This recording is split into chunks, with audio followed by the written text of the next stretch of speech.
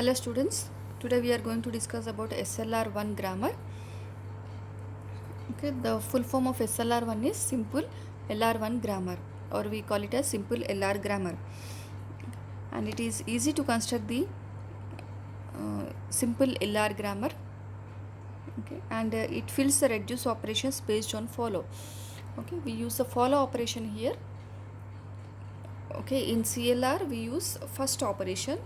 Okay, and here we use follow operation, and the objective of today's class is to understand the working of algorithm of SLR1 parsing table. Okay, we will try to know how it works.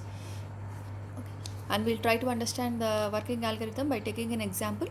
So here is a grammar which is given to us. E produces t plus e or t, and another production is t produces I terminal. So for the procedure is again same. First we have to start with drawing the DFA diagram using the augmented grammar. Okay. So here we are adding our own grammar, that is E dash produces capital E. We always add the augmented grammar to the start symbol. So start symbol is E. For this we are writing the augmented grammar. Remaining productions which are given to us in the question, we are writing it as it is. So it is T plus E, which is the first production. E produces T is the second production, and T produces I is the third production. Okay, then we draw the DFA diagram. The procedure is same as we have done for CLR or LALR. Okay, first we take all the productions. Okay, first we start with our augmented grammar. E dash produces dot E. Since dot is there before capital E, we should write the extension of the dot E productions. The extension of dot E is E produces T plus E, that is one production. Another production is E produces T, and since dot is there before capital E, its replacement should also contain dot before the starting of that production only. So we have dot before the starting of T plus E and dot before the starting of this T production. And again we have to check whether after dot we have terminal or non-terminal. If it is a non-terminal, we have to extend that again, and if it is a terminal, no need to extend that. Okay, but in these two productions, if you see, after dot we have a non-terminal. Here also T is there, here also T is there. So we have to extend this capital T. Capital T again produces the production I, and dot should be there before the starting of the production. Why? Because dot is there here before starting of T. If there is one more production other than T, we have to again extend this also. Okay, now we have to extend this one, extend with capital E. When the parser reads capital E completely, dot shifts from the starting of E to end of E, and the production looks like this. We are calling it as state 1, that is I1. This is state I0. Then go for the second production. Capital T is there. Okay, in these two productions, then once a parser reads capital E in these two productions, it will change to T dot plus E, and E produces T dot. Okay, then again go for the third production. After reading I, the dot will come after A. This is one more state I3.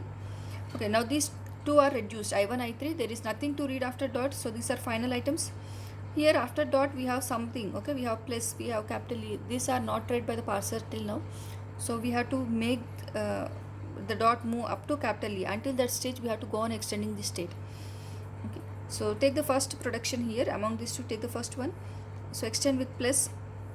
Once plus is read, dot will be after dot E, after capital E. Again, since this is a non-terminal, write down the replacement of E. What is E? E equivalent to T plus E and capital T. So write down its extension dot and dot before these productions. Then again, since capital T is again a non-terminal, again we have to extend it. So T produces I, so dot will be before I, and here I is a not a non-terminal, it is a terminal. So now in this case there is no need to extend. We can stop the production. Okay, up to this third statement. Okay, now again, since here all the productions are not terminated, all these are not final states or final set of items, again we have to extend this. Again extend with E, it becomes T plus dot E. Now this is a final item. Now I extend this one. If you extend this one again, okay, again we get the same set of production, T dot plus C. Okay, and this will become T dot. So this same set of productions are there as it is in I2.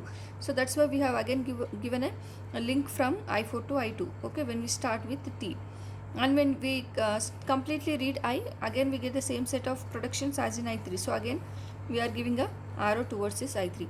So this is a way how we draw the DFA diagram. Okay. Then we have to convert this into a parsing table. Okay. So this is how we draw the parsing table for this.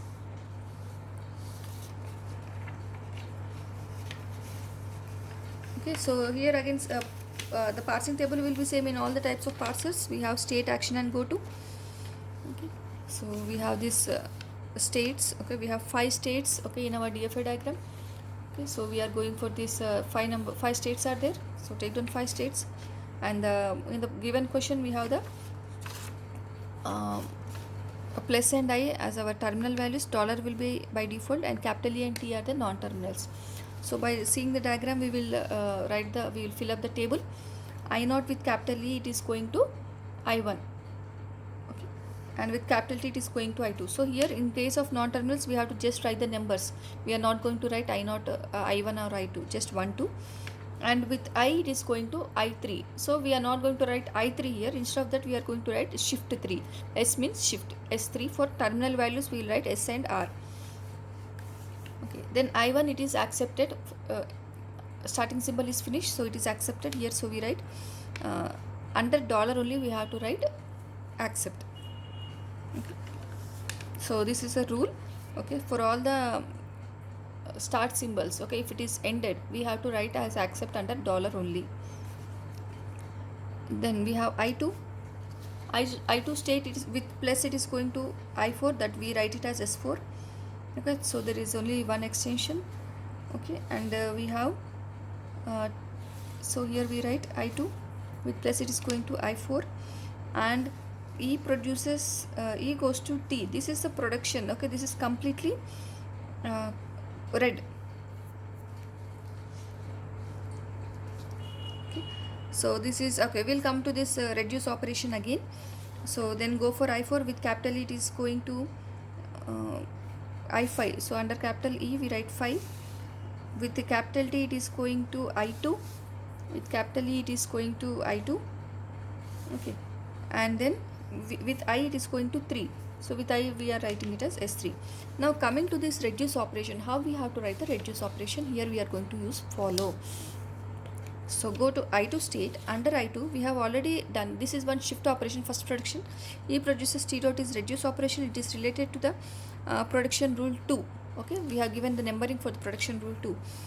E produces T dot. So in this case, find out what is the parent of capital T. What is the parent of capital T here? Parent of capital T. Okay, this is equation number 2, R2. What is the parent of T is capital E. So find follow of parent of T. First find what is the parent of T is E. For this E we have to apply follow. So for E applying follow, when we apply follow of any start symbol will be dollar only. Okay, so in the given productions also, okay, we don't have any follow symbol. Okay, for the production here also there is no follow. Okay, so by default we will write dollar. Then afterwards, okay, then go for I3. I3 we have T produces I. This is related to equation number 3. So this is completely red. So what is the parent of this is capital T. What is the parent of I is capital T. So for this capital T we have to find follow. What is follow of T here? How do we find out? The symbols which are there after capital T will become follow. Okay, if you see here, after T there is a terminal. This is a one follow element. Here also T is there. Right side we have to check for the follow. Right side productions are for follow. Here after T there is no symbol. That means this T will borrow its follow from its parent. Okay, whatever follow of capital E is there, that will become the follow of this capital T. So follow of this capital T is dollar. So plus and dollar are two follow symbols. So that we are writing plus comma dollar. So this T goes to I. This is 3. Okay, equation number 3 and reduce operation. So we write it as R3. Write R3 under plus and dollar, which are follow symbols of T. Okay, that we are writing under R3, plus and dollar we write R3. Then come to I5 state. What is I5 over here? I5 is E produces T plus E dot. What is T plus E dot is equation number 1. So this is completely reduced. So this is called as R1. And under which symbols we should write this R1? We have to find out. Okay, so for this total right hand side production, for total T plus E, the parent for total T plus E is capital E. So what is the follow of capital E here? Follow of capital E is dollar. Okay, we have already got in the first step. So under dollar write down R1. So this completes our procedure. So in the case of SLR1 we need to find out follow of the parent production, okay, parent symbol, okay. And in the case of CLR we go for the first we compute the first value for the look ahead variable. So outcome of today's class is student will be able to construct the SLR1 parsing table. Thank you.